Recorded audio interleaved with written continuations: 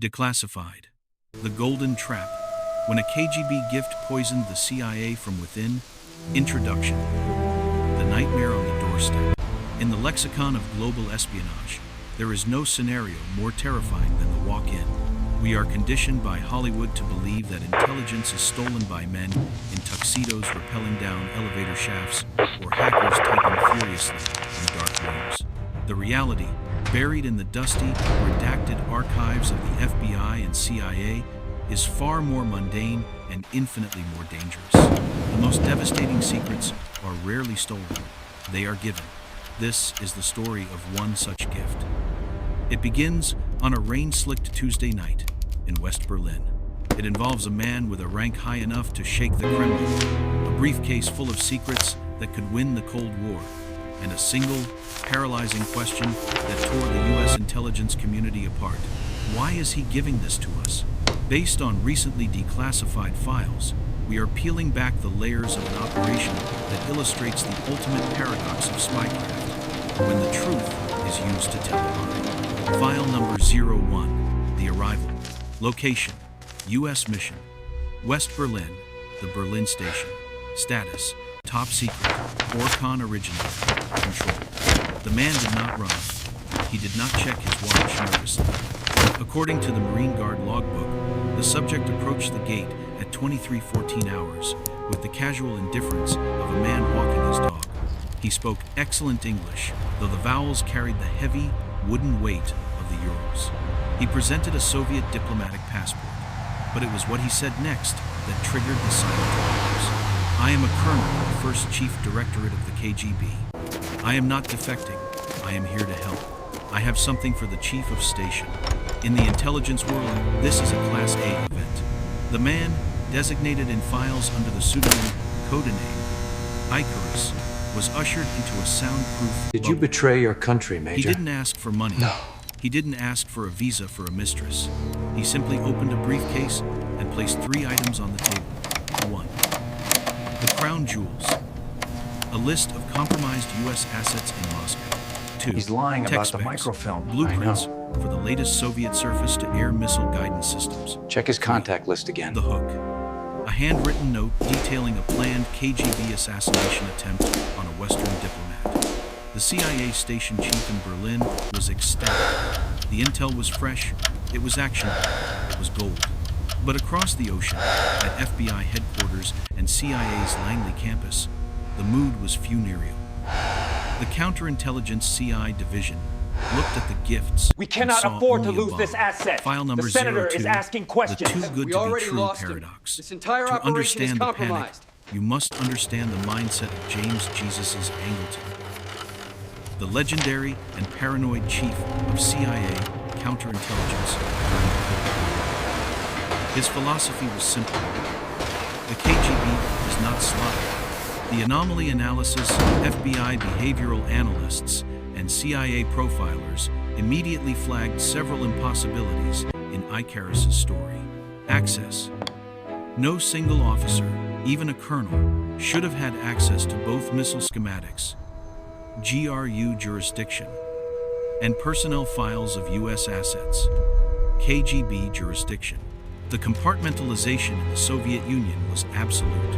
For Icarus to have both meant he was either a ghost or he had been given the files to hand over. The ease. A walk-in usually comes with sweat, fear, and desperation. Icarus was calm. His pulse, measured later during debriefing, barely rose above 70 BPM. The timing. The intel arrived exactly when the U.S. Congress was debating a massive defense budget hike. The theory formed rapidly. Icarus was a dangle. A dangle is a fake defector or volunteer sent by the enemy. Their job is to feed the adversary, chicken feed genuine, high-value intelligence that the enemy is willing to sacrifice to gain trust. Once trust is established, the dangle inserts the disinformation, the false data designed to mislead national strategy or protect a higher-value mole, a supermole already burrowed deep inside the CIA. The U.S. was now holding a hand grenade. If they pulled the pin, acted on the intel, they might blow up the KGB's operations. Or they might blow up themselves. File number 03, the interrogation, breaking the legend. The FBI was brought in to handle the vetting. The venue moved from Berlin to a safe house deep in the woods of Virginia. The files describe weeks of psychological warfare. The objective was to crack Icarus's legend, his cover story. The polygraph wars. The polygraph, lead detector, is the fetish of American intelligence. Icarus was strapped into the machine for 6 hours a day. Did the KGB send you? No. No reaction. Is this intelligence doctored? No. No reaction. He passed, repeatedly. But to the FBI, passing a polygraph was more suspicious than failing. They knew the KGB trained their elite officers in biofeedback techniques, biting the tongue, pressing toes against a tack in the shoe, or mentally reciting poetry to dissociate from the questions. The hostile debrief FBI interrogators shifted tactics. They isolated him. They deprived him of sleep. They played good cop, bad cop. They confronted him with the logic gap. You are betraying your country, your wife, and your children. Why? Icarus looked at them, dead-eyed, and delivered a line recorded in the transcripts. Because I hate the system. Is that not what you Americans want to hear? I am giving you the keys to the kingdom, and you are complaining that the lock turns too easily. It was a brilliant defense. He was using American arrogance against them. He knew the CIA wanted to believe they had won. File number 04, the poisoned doorway. While the interrogation stalled, the CIA faced a crisis. The intelligence Icarus provided had an expiration date. The missile data. If the US didn't adjust their radar frequencies based on his blueprints, and a war broke out, planes would fall from the sky. The mole list. If they didn't arrest the people on his list, secrets would keep them. The decision to bite. Under immense pressure, the CIA decided to operationalize the intellect. This is where the trap snapped shut. 1. The throwaway agents. The US arrested the spies Icarus identified. They turned out to be burnout cases, alcoholics, low-level clerks, assets the KGB had already deemed useless. Moscow had sacrificed their own pawns to buy Icarus' credibility. 2. The technology trap. The missile blueprints led US defense contractors to spend billions developing a countermeasure system. Years later, it was discovered the blueprints were for a prototype the Soviets had already scrapped. The US spent 5 years building a shield for a sword that didn't exist, wasting budget and focus.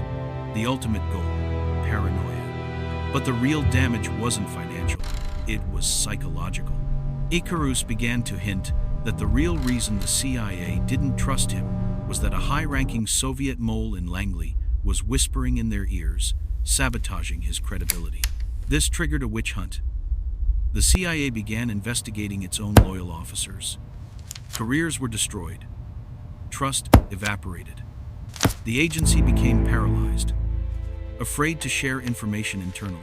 The KGB hadn't just sent a man, they had sent a virus.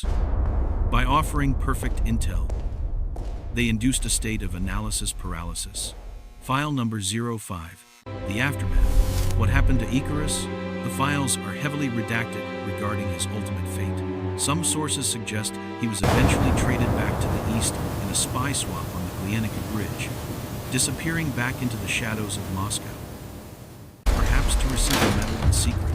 Others suggest he lived out his days in a witness protection program, never fully trusted, a king living in a gilded cage. The legacy of the walk-in. The Icarus incident rewrote the rulebook for the FBI and CIA.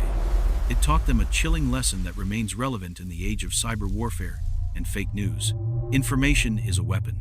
In the past, you weakened an enemy by denying them information. In the Icarus model, you weaken an enemy by drowning them in information 90% of which is true, verifiable, and helpful. It is the 10% lie, buried deep within the truth, that kills you. The KGB officer who walked into the Berlin embassy didn't bring secrets. He brought a mirror. And, when American intelligence looked into it, they saw their own fears staring back. Conclusion: the unsolved equation. As we close this dossier, a disturbing question lingers. Was Icarus definitely a fake, or was he a genuine hero? A man who tried to save the West, only to be crushed by the paranoid machinery of the very people he tried to help. The brilliance of the operation is that we will never know for sure. And that is exactly how the KGB designed it.